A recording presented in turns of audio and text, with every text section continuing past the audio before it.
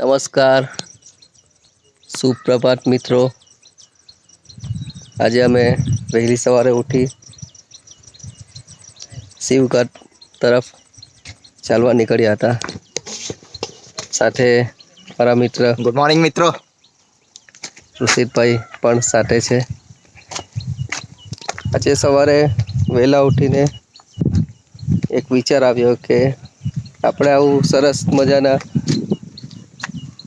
વાતાવરણમાં રહીએ છીએ, પ્રકૃતિમાં આપણે આનંદ માણી રહ્યા છીએ.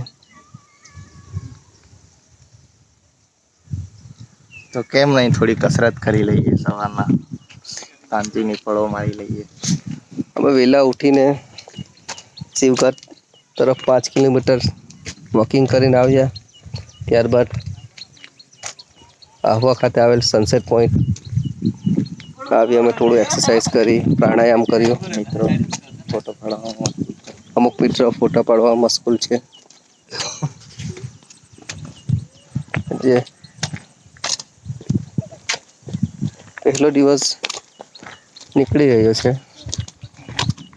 આજથી શરૂઆત કરી છે, મારી આજથી શરૂઆત છે, પણ ઋષિતભાઈ તો મહિનાથી આવે જ છે અને એમનું રૂટીન ચાલુ જ રાખ્યું છે. છેલ્લા 1 મંથથી ચાલુ જ છે. બીજું એક વસ્તુ અમે નોટિસ કરી છે, અહીંયા આગળ સનસેટ પોઈન્ટ પર પ્લાન્ટેશન કર્યા છે. જો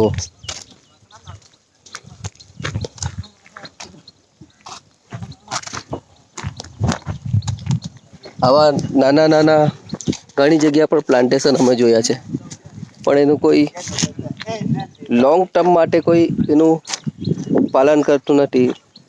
ખાલી વાવીને જતા રહી છે, પણ એનું ઉછેરવાનું કામગીરી કોઈ જોતું નથી. પછી એમની હાલત આવા છોડ જેવી થઈ જાય છે. જુઓ તમે,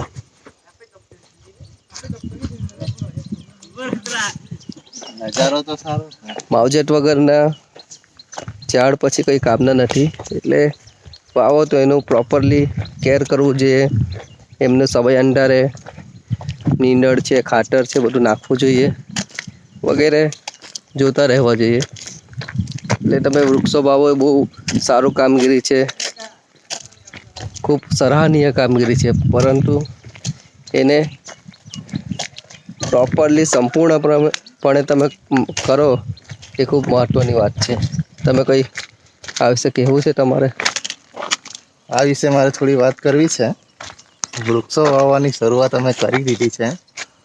દરરોજ સાંજે અમે એક વૃક્ષ વાવીએ છીએ. અમારું જે ગ્રુપ છે, ચિંતન પટેલ, સ્ટેફન ગામિત, અમે બધા સાથે જઈને એક વૃક્ષ વાવીએ છીએ. જ્યાં અમને યોગ્ય જગ્યા લાગે ને ત્યાં જઈને. છેલ્લા 5 દિવસથી અમે વાવી રહ્યા છે.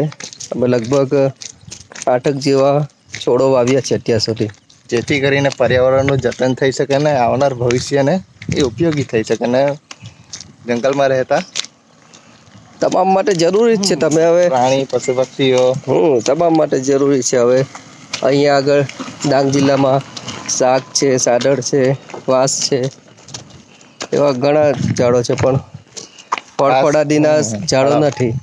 તો અમે વાવવાનો પ્રયત્ન કરીએ છીએ.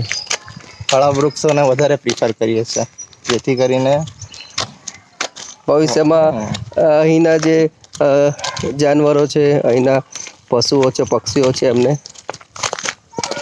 હેલ્પફુલ થઈ શકે, કામ લાગી શકે, એમનું ભોજન રૂપે થઈ શકે. તો આજે હવે પ્રાકૃતિક અને ઓર્ગેનિક ભોજન લઈ શકે. હવે આજે અમે તમામ રૂટીન અમારું પૂર્ણ કરી ઘર તરફ જઈ રહ્યા છીએ.